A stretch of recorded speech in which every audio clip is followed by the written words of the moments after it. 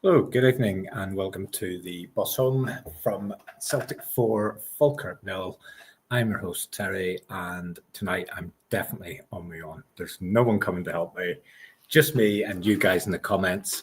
So give me plenty of interaction and let's see where we go.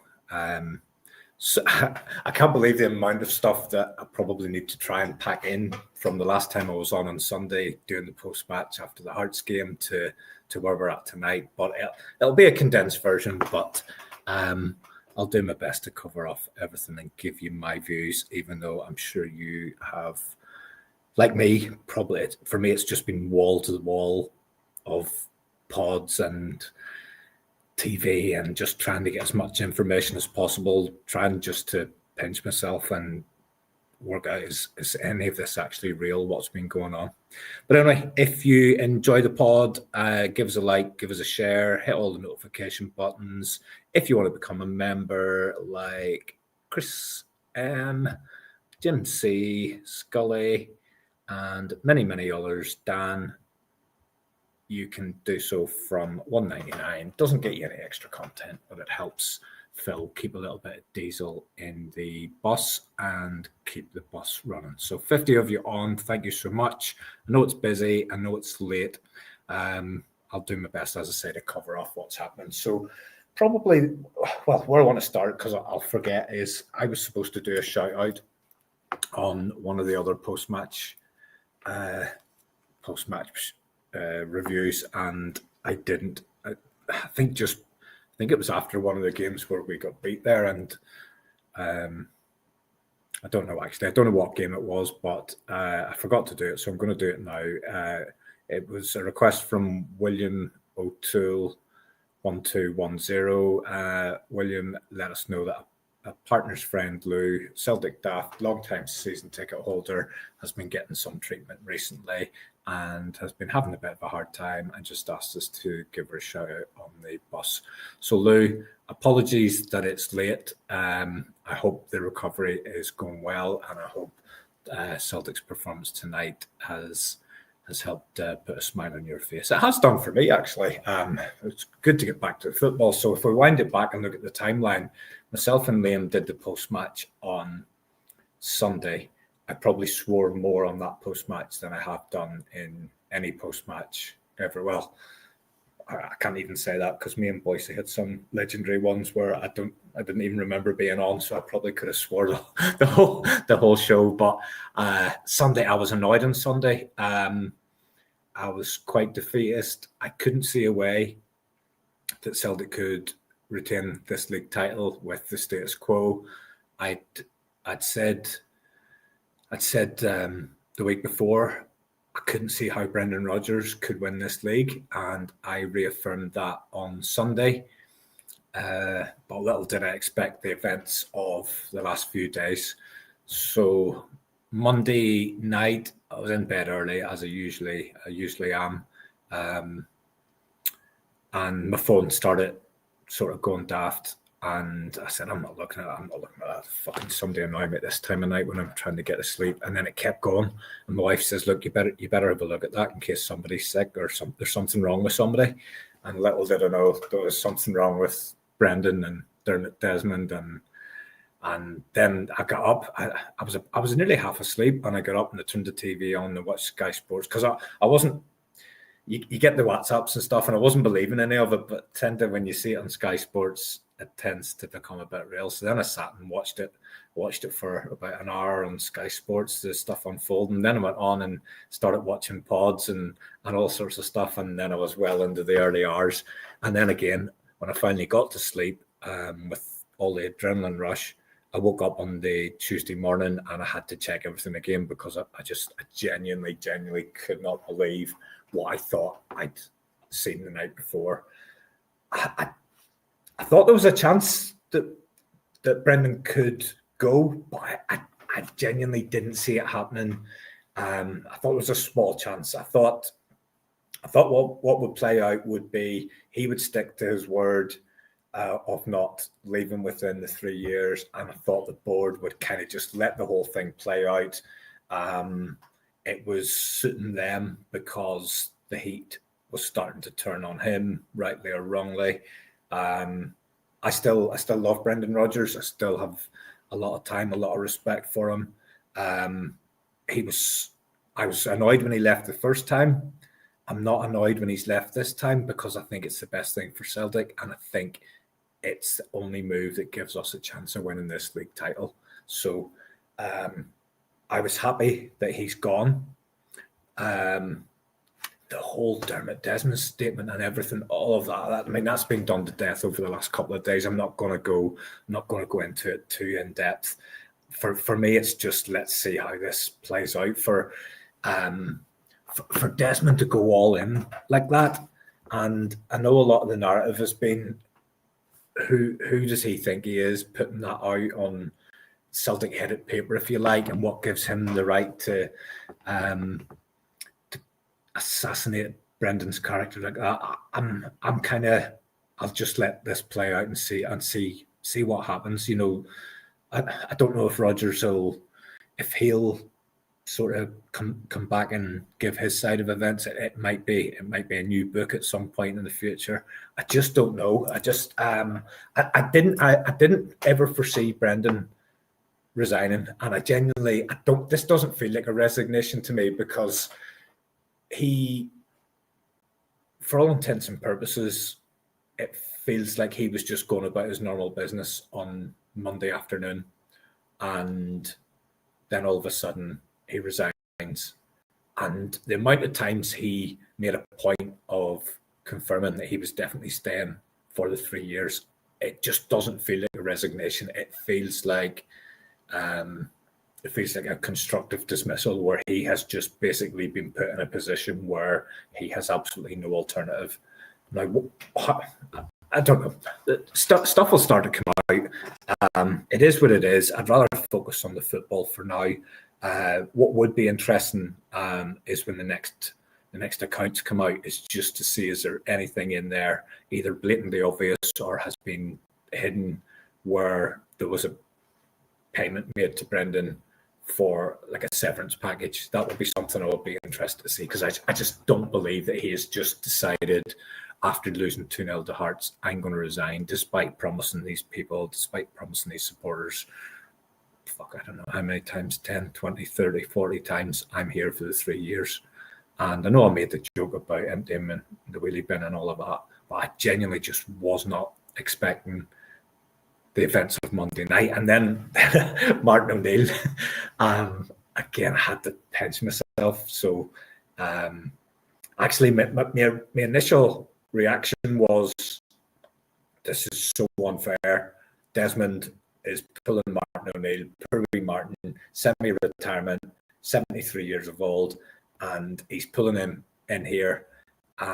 What would normally have happened in this scenario, I think, is the likes of Maloney, the only other person really with management experience, he would have just went in as a caretaker, and the process, you'd have to imagine this process has already started. I can't believe this all just kicked off on Monday afternoon, and Dermot Desmond suddenly decided, or Brendan Rodgers suddenly decided, we need a partner of the ways. But bringing Martin in there, my first thought was, that's really, really unfair on Martin, because and I do think this is one of the angles that Desmond's playing here, is it's not about what can Martin do for the team. I think he's trying to bring in someone that he thinks can unite the support and the club, and in whatever short time he's here. And Martin O'Neill did allude to it in the press conference yesterday on Sky. He did talk about the unity that's required for a club to be at its best. And I just think he's been brought in as someone that Desmond just hopes in whatever period of time he's here, he can try and heal the rift. Now, that brings us on to the protest pre-match. So let's try and go through things chronologically. So Brendan's gone, Martin's in, Shaun Maloney's along with him. That one was going to be a given. Stephen McManus comes in. Fozzie, as Martin refers to him, comes in as well. He seems to be a bit of a character. John Kennedy's gone. That was confirmed today, despite the fact that he was gone at the same time as Brendan, and a couple of Brendan's other guys, they're gone as well. Interim appointment, Don't know how long. Could be a new manager in tomorrow. Could be end of season. I don't know. My gut feel is that there's so much of a fuss made about it. With the press conference in Sky and everything. If it was going to be one game or two games, I feel as if it probably wouldn't have happened, and I feel as if they probably would just have went with Maloney and Strachan or something like that. There's just something tells me they have someone in mind, and they can't get that person for at least a few weeks or a few months or something like that, and that's why they've then gone down this route of Martin and Shaun, and we'll go through, before I go off, I'll go through just the runners and riders in terms of who the bookies think are involved and potentially could be getting a role. I'd be keen to get the thoughts of you guys in the comments as well as to who you feel or who your preferences would be. But so after all of that, we've had Martin and Shaun introduced. They've done their bit in the media, and then all things turn to tonight. I don't know this for certain, but I think that Celtic just announced then that tonight's game was pay-per-view. Again, I think, we've brought Martin in. Let's make a bit of coin out of this. Let's put the game onto pay-per-view. I could be wrong on that, but I don't think that game was announced as pay-per-view until yesterday. So I could be totally wrong, but anyway. Was looking forward to the game. Genuinely was. I didn't expect a massive amount of change because I wouldn't imagine Martin O'Neill even made it out onto the training ground. Maloney took training yesterday. Martin only made it up the road yesterday afternoon. I would imagine Maloney took training again, or probably didn't even train today with the game being on. I would say there was some kind of tactical session, and I would say the first time the guy's seen Martin. I could be wrong. There might be footage of him being on the training ground. He didn't do the training ground whenever he was there 20 years ago. I can't imagine it's his bag now, but I would imagine he was in there pre-kickoff. And if you ever listen to any of the players that played for Martin's team that went to Spfl, there's so many of them say they didn't see Martin from basically Monday to Friday when the training was happening. It was John Robertson and Steve Wolford. They did all the stuff on the pitch, and Martin came in an hour before kickoff, made you feel 10 foot tall, and made you feel you were going out onto that pitch, and there was no way you could lose the game. And so many of them have said that, and I get the feeling that's the kind of character he is. I mean, the young lads that are playing in the Celtic team now, very, very few of those lads, they don't even know who Martin O'Neill is. Do you know what I mean? And he's not the same guy that he was when he waltzed into Celtic Park and he gave us that iconic speech. And I mean, yesterday's press conference, I think it felt like a wee bit of a like a wedding speech where somebody gets up and they're cracking old jokes and stuff, and people younger people aren't getting them and things like that. But I get that it was all thrown together. I'm absolutely delighted that he said yes, because God knows what would have happened after that if he didn't. He's come up, he's doing his best. He's doing a favour for Dermot Desmond, but he's going to do his best for Celtic. I trust that Martin O'Neill, whether that's his last game, his only game, whether he's in charge on Sunday, whether he's in charge for 3 months or 6 months, I think what is guaranteed that he will give his best, whatever his best looks like at age 73. So we get the team line through them, and it has got 4 changes. So team lineup is Schmeichel in goal. Anthony Ralston's brought back in for Donovan. I mean, I feel looking at this team, if I think about this in any kind of environment where you're brought in a short-term crisis, the remit usually is to stop the bleeding and to keep things ticking over. Don't let it get any worse until we get in a room and sort out where we're going to go next. And this lineup felt a little bit like that for me. So let's bring in Ralston. Yes, he hasn't looked as good as Donovan, but he's a wee bit more experienced, and they will have probably felt it's a safer bet for this game. Trusty's come back in for Dane Murray, similar reasons.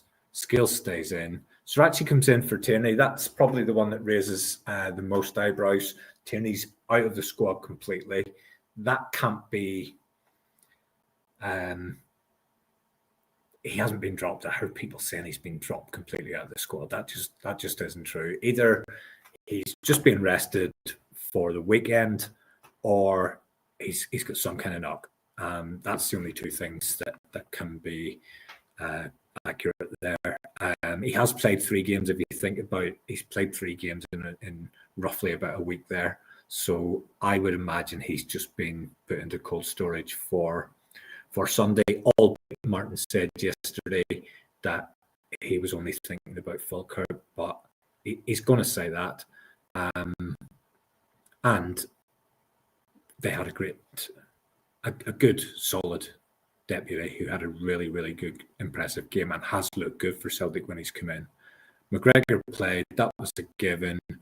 Engels just strikes me as a Martin O'Neill player. I think because of the fee that he came in for, we were just expecting this guy who was... I wish I could move this thing out of the way. I'll come over here and chat. Engels was... I think we had this expectation. He was just going to come in. He's going to be Matt O'Reilly with goal and assists, or he was going to be somebody who just... You give him the ball, he'd beat 2 or 3 men every time. Arnie Engels' game, from what I've seen, is about his physique and athleticism. And I think to get the best out of him, you have to play him in a different way than what he's been played. And he is a Martin O'Neill type player. Big, strong, physical, athletic. Nygren, not really surprised there, but back in a central role. We'll touch on that later. James Forrest on the right, again, probably the safest choice that you could make. Taneke and Johnny Kenny. Again, probably not a lot more that the manager could do in terms of that.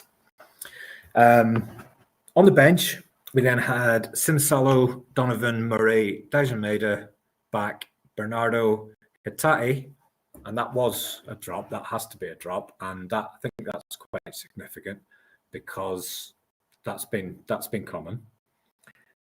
Balikwisha, McKayan, and the little bit of a wild card, Callum Osmond, and that can only be influenced by Stephen McManus, who's the B team manager.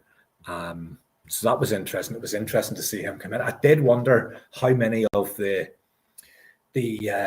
club signing 4, I'm going to call them, the club signing 4 of Osmond, Inamura, Shinyamada, or Simpson Pusey. I did wonder if any of them would be involved. I wasn't expecting Callum Osmond. Probably if I was going to expect any of them, or the least I would expect it was him. So that one was interesting. He got some game time. He got about 15 minutes, I think.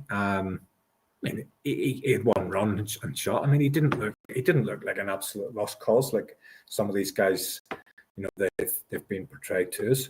But anyway, that's the starting lineup. That's who Martin and Shaun have gone for. I must admit, first half hour, I'm thinking same players, similar formation. There's not a lot going on here different. I wasn't overly excited, I have to say. There wasn't a great deal going on, but then on the 30th minute we went ahead, and I think from that moment it just felt like such a relief in the dugout, around the stadium, everything. It just felt like there was some kind of button being pressed where just the stress of the last few days kind of was lifted. And from then on, the next hour, was genuinely enjoyable. And I caveat that with, it was Falkirk. We're not going to get carried away here. But unless I'm reading the game wrong, and I'm happy to be corrected, that felt like a different kind of performance to me from the hour mark onwards. The first half hour felt a bit similar, but from the hour mark on, it was different. So we do take the lead. Ben Reegan has a shot, keeper flicks it onto the post, and Johnny Kenny's there, like all good strikers, to follow it in and get off the mark. And I'm quite happy for Johnny Kenny, because I get the feeling we're going to have to rely on him more than we probably would want to between now and certainly between now and January, but possibly between now and the end of the season. So it was good for him to get off the mark. From that moment onwards, I actually really enjoyed it. I enjoyed watching Celtic, and all the caveats about who we were playing, but that's fine. We've been playing SPL teams and it's been crap, and we've been struggling, and we haven't been creating chances, and we haven't been scoring goals. And one thing that I did pick up on O'Neill's presser yesterday, he was asked about the lack of goals. And Martin O'Neill's quite a simple guy, so whereas Brendan often talks in riddles and things, Martin's quite simple, and he just said, we need to create more chances, and to do that, we need to get the ball forward more often and quicker. And I felt that the second goal, we kind of seen that. So Anthony Ralston got the ball in an advanced right-back position, but where all too often we've seen that be recycled to the left and back to the right and back to the left and back to the right. And it's almost like a game of chess and trying to get into a more advanced position before you try to do something. Ralston just swung it in. He swung it in, and Benjamin Reegan knocked it down, and Johnny Kenny puts it in the net for 2-0. And it was almost simplicity in... To me, it represented probably the one change that Martin's been able to make in the very, very short time that he's there, is just a little bit more direct, not pumping the ball long, because we didn't do that. We played our normal football. We played our normal passing game, but it just felt to me as if it was a bit more direct. It was do it a bit quicker. It was cut out a lot of the needless passing from side to side. I didn't feel all the frustration that I normally get when it's Carter Vickers to Scales to Smigel, and that it just goes round that. I felt we were getting the ball to McGregor quicker. We were getting him on ball quicker. Arnie Engel's position probably helps that a little bit in the game. But I don't know what you guys think, but I just felt it was faster, it was more direct, we were getting the ball forward quicker, and that resulted in us creating chances. And you could see as the game went on, the confidence started to flow through the team. And for me, I thought it was a really enjoyable watch for the last hour. And do you know what? We could be sitting here on Sunday and we could be saying Martin's a waste of time and team shite, and there's every chance that could happen. But I enjoyed the last hour tonight, and in a season that's been short on moments for enjoyment, I'm just gonna sit and enjoy that, and hope that if Martin and Shaun are still in position on Sunday, which I think they will be, that we can go into the game and sort of pick up where we dropped off today. Because I think if we play on Sunday the way we did in the last hour tonight, then that points to a decent chance of going through in the game. So through to half time, we did have another couple of chances. Taneke hit the post. Ben Reegan blasted over from about half a yard out. Then second half, we come out of the traps quickly. We're on the attack again. Johnny Kenny has another chance. It comes in from the right-hand side. Again, it's Reegan. And I want to pick up on Reegan a little bit. I'll give him the honour of bringing this picture up, because he's a bit like Brendan. He's a bit divisive. He shows all the qualities that make him look an absolute snip at 1.7 million. in terms of the positions that he's able to get himself into. Even when he was playing out on the right-hand side, which isn't his favoured position against Graz, he could have scored 5 or 6. So he's really, really clever at picking up positions, and he was really good tonight. He got loads of chances again tonight, but he got assists, and he was creating for Johnny Kenny, and it felt as if he was playing almost in a 10, but encouraged to get closer to Kenny and play not as a straight 2, but somebody to play off Kenny, rather than Kenny be totally isolated up front and he's just chasing hopeless causes the whole time, and he spends his whole game closing players down and pressing and things like that. It felt as if he was a lot closer, and he's really, really clever and picks up great positions. The frustrating part, the other part, is that out of every 7 chances, he knocks about 6 of them over the bar. But if he keeps getting into loads of positions and keeps getting goals, then that's okay. And I think that part of it, the part where he doesn't convert all the chances, that also shows you that that's how Celtic were able to get him, as opposed to him moving on to a bigger team in a bigger league. So third goal was Reegan. Again, it came from an early cross from the right-hand side, from a bit deeper, not insisting on getting to the byline before we cut it back, not insisting on loads and loads of passes through the midfield to try and wait for the perfect moment. Just being a wee bit more direct, hitting it earlier, and trusting that the guys will get on the end of it. And Sriracha has a shot which the keeper parries, and Reegan again in the right place at the right time, and not even he could miss this one. So 3-0 at that point, and the tails are up. We're getting really, really confident. We're so confident. Martin brings on Balikwisha for James Forrest and sticks him out on the right-hand side again. Brings on Dyson Maida for Johnny Kenny. Great to see Maida back again. I think he's going to be important for us. If anyone can cajole him into a bit of form again, it'll be Martin O'Neill. I'm not sure what language he'll do it in, but he'll find a way to do it. Luke McCowan comes on from Reegan. Some of that at that stage, it was the famous old Martin O'Neill's 60th minute as well, bang on the 60th minute. Again, 20 years ago, that was one thing Martin O'Neill was famous for, was 60th minute, bang on it every single time. That's when he made his changes. Actually, I saved down a little graphic. We touched on the subs there earlier. The last Martin O'Neill lineup, and I got this courtesy of the Celtic way, so kudos to those guys. This is the lineup the last time Martin O'Neill picked a Celtic team.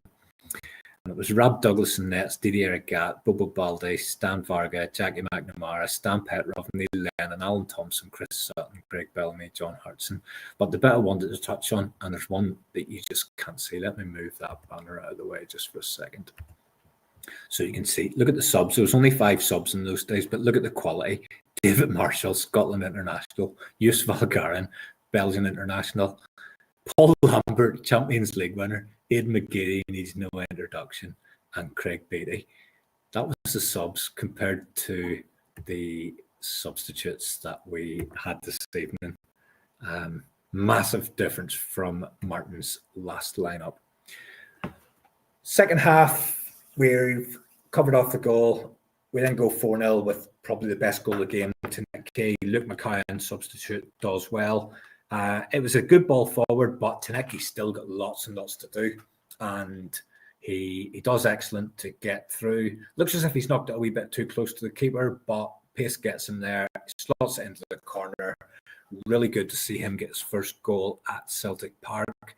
And he missed one in the first half where I wouldn't say it was a sitter, but it was a very, very good chance, and he completely sliced it. And I think the only thing that's really missing from Taneki's game, as far as I can see, is the end product. And he doesn't have a great goal scoring record prior to coming to Celtic. So again, if we can get him and Reegan, if we can get them to up their goal ratio to opportunities that they get, That could be the solution that we're looking for. Very, very exciting performance from him again. As he has done most of the season, he looks like the best bet in terms of going forward. So happy with him. Thought Mackay done well when he came out. I thought everybody did okay. Balakwisha, I just want to see. I don't know if he's. I just want to see him get. Just want to see him get on the ball and do what a winger does and run at a player and take him on and see if he can get past him again. I know he's only getting scraps really, and he probably needs a few starts, but I don't know if we can afford to give him a few starts just to try and play him into a bit of form. He just seems so reluctant at this point, but I'm not writing him off. He's settling in. I mean,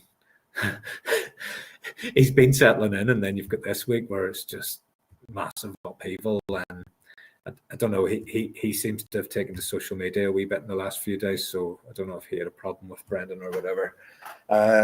Itati comes on for Callum McGregor. Osmond comes on for Taneke, and again, Osmond, good to see him get an opportunity at least. I mean, these lads have to be given a chance, and that whole thing about the 4 club signings, I mean, that all plays into that whole Dermot Desmond rant and all that kind of stuff. So we'll see how all of that plays out.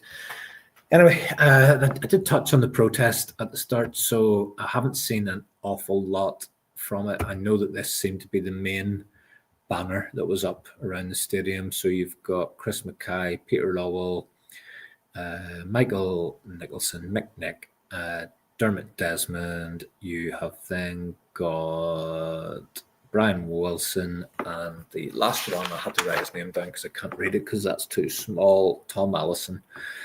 So they are wanted for gross mismanagement. I think it was important that there was a protest tonight because, as I touched on earlier, I think Dermot Desmond, quite naively, has thought, we'll get rid of Brendan. I put out a statement that basically says it was all Brendan's fault. Then we wheel out Martin, and then we give him a bit of a remit that he's going to smooth the whole thing over. And I can't remember if it was in this pod or the Celtic Word Order when I was on, but it was about 6 weeks ago, and I talked about how I looked at the Rodgers against the board relationship, and it was like a marriage that was broken, but the players and the fans were kind of like the kids that were caught up in the whole separation, an unhappy environment, an unhappy working environment, or an unhappy family environment where the 2 parents were at loggerheads, and the ones that suffer are the kids, and the kids were the supporters and the players. And I felt that Brendan was orchestrating a lot of the supporters' emotions, but simply because he was the only voice that we were hearing. We weren't hearing from Mick Nick. We weren't hearing at that time from Desmond. We weren't hearing from Peter Lowell. The only voice we were getting was Brendan's. And it gave him the opportunity to, he could get inside our heads. He could dictate how we felt about things. I know we have our own opinions from what we see, but when we're getting nothing else from anybody else, you're only hearing his side of the story, and that's all you've got to go on. But I think it was important that Dermot Desmond and the board got that message tonight, that getting rid of Brendan, blaming him for everything, and wheeling out poor Martin, that's not going to resolve this. This is ongoing. That doesn't fix anything.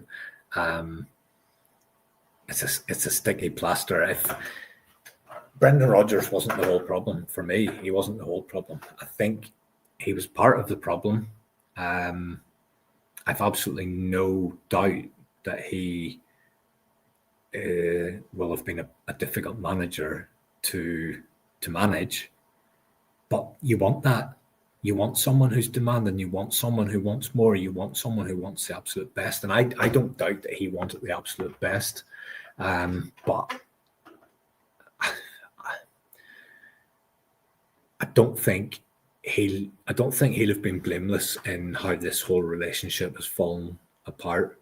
And I don't think the way he played it out played with the supporters' emotions and led people, I don't think he has completely acted without blame. And I think that's why you've then got that scathing outburst from Desmond. Do I think Dermot Desmond's right? No. Do I think Brendan Rodgers is totally blameless? No. I think it probably lies somewhere in the middle. Probably the thing that I don't like is that our dirty linen is being aired in public all across the world media. But it is what it is, and it keeps us entertained. So key players for today's game. I touched on Negrin. Impressed with the pockets that he's picking up, the chances that he's getting. If we can get someone in who can teach Ben Negrin how to be more consistent in front of goal, I think that would be amazing. Johnny Kenny, got to give him a shout out. 2 goals, 2 strikers' goals, if I'm being honest. In the right place at the right time to pick up the scraps on the first one. And secondly, he's on the end of a knockdown. Again, good centre forward play. Who knows? The guy maybe just needs a break. I mean, he's relatively proven at in the lower competitions in Europe, which let's face it, are probably not far off a level of SPL or maybe even better. So I've no doubt if he got a run of games and got his confidence up, he would score goals. Is the answer? Absolutely no. But we don't have a lot of options at the minute. And like I said earlier, I think we're going to have to rely on Johnny Kenny heavily, at least between now and January, and possibly between now and the end of the season. You don't know what's going to happen with Dyson Maeda in January. You don't know if Iheanacho will be back anytime soon. And to be honest with you, I don't have any confidence about Celtic doing much business in January. I mean, people are talking about just limping through to January as if there's some kind of track record where in January Celtic go out and bring in first team ready players who are going to improve the situation. We did it once. We did it in the Ange reign, where we had the players signed before Christmas and ready to rock on the 1st of January. But our track record in January isn't great, and with everything that's going on, especially, where's the confidence that this board are going to do anything that contributes towards making us successful this season? And let's face it, we're probably going to need a really strong January. I mean, tonight's the first baby step. We've got back 2 of those points that we lost on Sunday. Hibs also dropped points tonight, and they were the closest chasers to us in third. So it's kind of been a good night for us because Hearts and Hibs have both dropped points. But yeah, we're going to need a strong January. But what's the relationship between the board and the fans going to look like in 8 weeks' time, whenever January comes around? What's the board even going to look like in 8 weeks' time? Because there's been bits and pieces in the media that maybe suggest there's going to be some changes in there as well. So we'll see how all of that plays out. One other player I want to just give a shout out to is the guy that I shouted out for sleeping. He certainly wasn't sleeping tonight. Sriracha, I thought he was very, very good tonight. Able deputy for Kieran Tierney. Some might say he's actually been more impressive than Kieran Tierney this season. I couldn't argue with anyone who would be of that opinion. I think what he's shown us is he's a very, very solid option. If he has to play for us at any point this season, then that doesn't create any nervousness for me. He's very, very steely. He's very, very strong in the challenge. He's good going forward. He just looks like a really, really strong option. And again, I mean, if there is an issue with Kieran Tierney and we have to play Sriracha on Sunday, I don't have any problem with that whatsoever. So looking ahead to Sunday, obviously Rangers are on a roll. They have won the last 2 games. Thoughts on Sunday? I'm kind of glad that it's not a league game. I know it gives Hearts a chance to stretch ahead, but I'm kind of glad it's not a league game. I just want things to settle down. I mean, the league for me is, at this point of the season, it is the main target. We're in the Europa League. If we were still in the Champions League, I would feel differently. But we're in the Europa League. I really want us to win the league title. The cups, yeah, brilliant if we can, but the league title is the most important. So I'm kind of glad, after the upheaval of the last 3 days or so, that we're now moving into a cup game. It'll give, what today gives is Martin. It gives Martin O'Neill, assuming they're still there on Sunday, and I think they will be. It gives them 90 minutes of information, basically, for them to hatch a plan for Sunday. And like I said, when I was talking about the game and the confidence that just seemed to start to ooze through the team, if they can carry that on into Sunday, and Martin can instill, if he can give us one of his team talks and can instill the belief in these guys, then I'm positive about Sunday. I'm not worried about it. And do you know what? See, if it doesn't go our way, then I would never ever write anything off. But if I had to write one thing off, I'd be writing off the League Cup. I don't want to do that, and I don't think we need to. I'm confident after tonight, and then, again, all the caveats apply, but I'm confident in what I've seen. It just felt like the shackles were off a little bit, and at this point, I'm confident about the game on Sunday. Worried about Rangers catching up the league. Yeah, do you know what?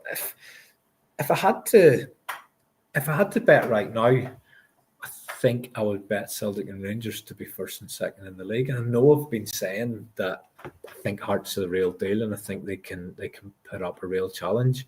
But I think what you've got now is Hearts will have a bit of a target on their back, and I didn't see any of their game, obviously, because I was watching our game, but I'm at the point now where I've got the scores flicking through from the Hearts games as well as the Rangers games, just for a wee bit of extra interest. And like when St Mirren went 3-1 up, I immediately thought, that's it, that's what we needed.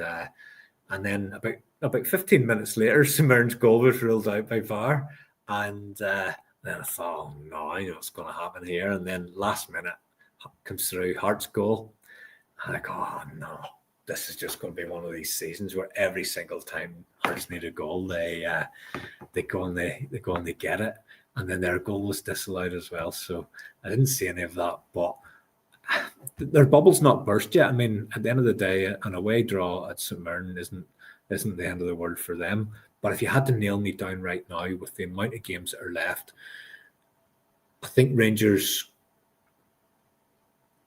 made a good move in getting rid of Martin. They gave themselves a chance to resurrect their season.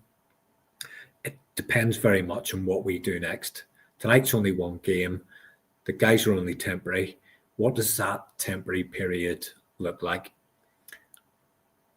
I don't think it's going to just be one game. I think it's going to be, I think the plan will be Martin and Shaun through until the international break. So if I've got my dates right, we've got the game on Sunday.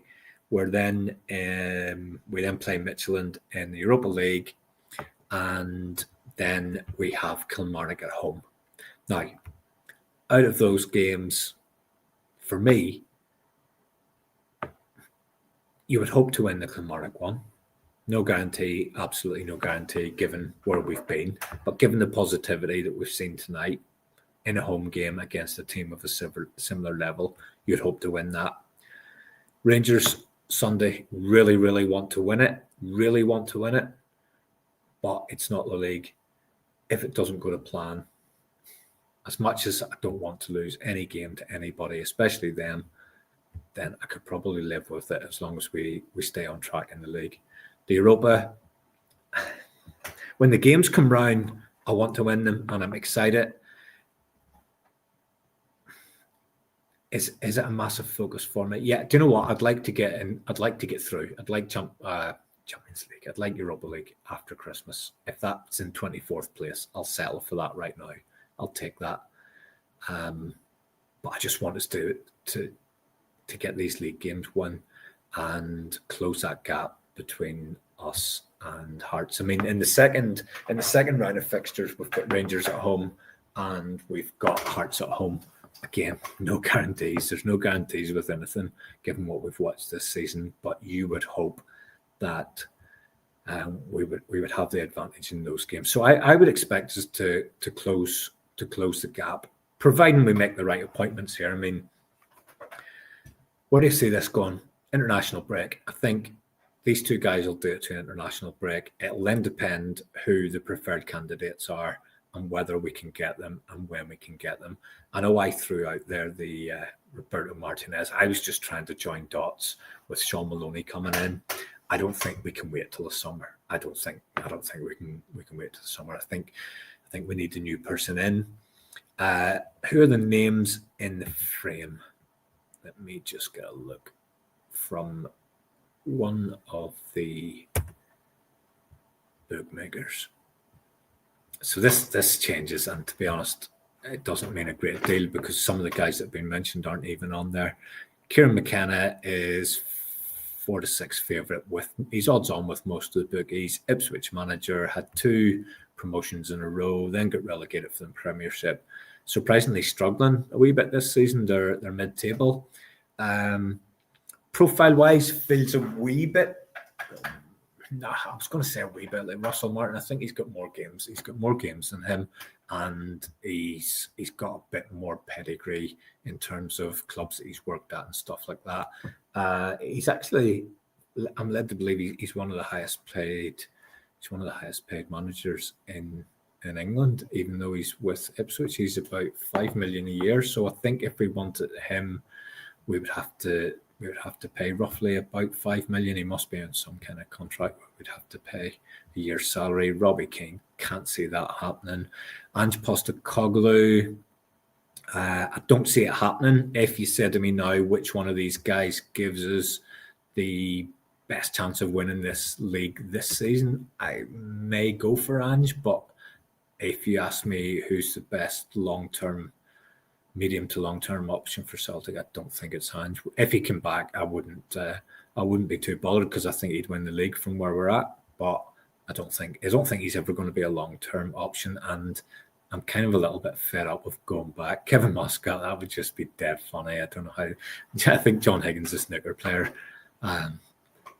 put his name up today. Craig Bellamy, can't see that happening. I can't see a passionate Welsh guy like Craig Bellamy walking out on Wales until their fate's known for the World Cup, and that won't be until March. I don't think we can wait to March. I could be wrong. I mean, if Bellamy's the preferred candidate or anyone else who isn't available until the end of the season, I think it maybe depends. If Martin and Shaun keep delivering the goods, then it might be a case of, do you know what, Martin, do you fancy this to the summer? You know, we think we can achieve what we need to and wait for the right man. I don't know. That's very much results dependent. There's other names there. Martin Neal's on there. Shaun Maloney's on there. They've both ruled themselves out. That's nonsense. There's probably one of the main ones is Knutson. And the thing about him is his contract runs out November, December, which isn't that far away. Could it be that he is the guy that we've got in mind? Could it be that's why we've made the appointments that we have made, because it's not going to be a 1 or 2 game, but it could be a 1 or 2 months, and then it's going to be this guy. That's one that I find interesting. When you read some things that he said, he's kind of hinted that he may be ready for his next step. He's not interested in money. That's probably good if you're coming to Celtic. But he wants the right challenge. he's one that interests me. I have to genuinely say that. Now, there's one that's not on that list, and it's the Bruges manager. I've seen him mentioned. I've watched a wee bit of Bruges. Very, very exciting, attacking, pacey football, high tempo. Wouldn't be adverse to that. What's your thoughts in the comments? Who do you guys fancy at this point? Is there anybody on that list that you want? Is there anybody not on that list that you would be interested in? So let me know who you. I don't think it'll be Hugh Cavens somehow. Can't see it being him. Marco Rose. He's always linked. McKenna I'm interested in. Knutson I'm interested in. Hayen I like 3 of those 4. Marco Rose, yeah, he's probably fine, but it's just I don't know. He's been sacked from a few, but those last 3, if it was any one of those 3, I would find that something to get excited about. If it was the likes of Ange, I would be okay with it, because I think he'd be able to see it through to the end of the season and get the title. Do I think he could be gone again at any point in the future when he fancies it? Yeah, 100%. But even these guys, even some of the guys that are on here, can you imagine if Kieran McKenna came in? I mean, he's not. I don't know if he's got any allegiance to Celtic. I mean, it's another Northern Ireland manager after, obviously, Lennon, Brendan Rodgers, Martin O'Neill seem to keep going back to the same well. I don't know if he's got any allegiance to Celtic in terms of supporting them or anything like that, but he's a highly, highly regarded manager. He's turned down the opportunity to speak to Chelsea. He's turned down the job at Brighton. He comes with 5 million release clause. The only thing that's positive about Dermot Desmond's behaviour in the last half a week for me is that he seems to be really, really irked, and that usually means that he goes and makes something happen that maybe wouldn't normally be able to be made happen, and that makes me think that we could possibly pull McKenna off, and if it's a 5 million fee to get him, if he's the one that he wants, he tends to get what he wants, doesn't he? I don't know. We'll see. We'll see. It's interesting. Any other thoughts around who we would want? Yeah, I agree there, Jim C. I think it's time for a new dawn. I mean, I've said I would take Ange, but I don't really want it. I'd like just something new, something fresh, something to get excited about. But I also want somebody that can hit the ground running and get this season over the line as well. Condors, I don't think so. I wouldn't put it past them. I genuinely wouldn't, but I don't think so. I think it'll be a high profile signing. I genuinely do. Okay, I've stayed on longer than I thought I would. Thank you so much to everyone. 127 live, and we've been steady at 100 there for the last 50 minutes or so. So thank you very much for joining me. Let's see what the next few days play out. I mean, things can change. They're changing on the hour, every hour at the minute. So we could be sitting here on Sunday talking about a new management team. We could be sitting here talking about Martin O'Neill and Shaun Maloney. I suppose let's just deal with the facts. Those 2 guys took over yesterday. They've given us an enjoyable performance for an hour tonight. You could see the shackles coming off. You could see a bit of confidence going through the team. You could see a bit of speed, a bit of tempo, less of that constant recycling the ball going back to Kasper Schmeichel, him trying to be prime Beckenbauer, firing passes all around the park. You've seen us create chances. You've seen us score 4 goals. There's 90 minutes of information there for Martin and Shaun to work on. There's Thursday, Friday, Saturday for them to work on in terms of training and preparation for Sunday. And then we go again Sunday and we see where we land. One thing that's for sure is I will be here post-match on Sunday. I will hopefully have someone with me, pretty sure I will, and we will go through the bones of that, and we'll talk about any other issues or anything else that comes up over the next few days in the Celtic world. So thank you very much for joining me. Thank you so much for getting involved in the comments and giving me plenty to go on. And enjoy your evening, and I will see you all again on Sunday.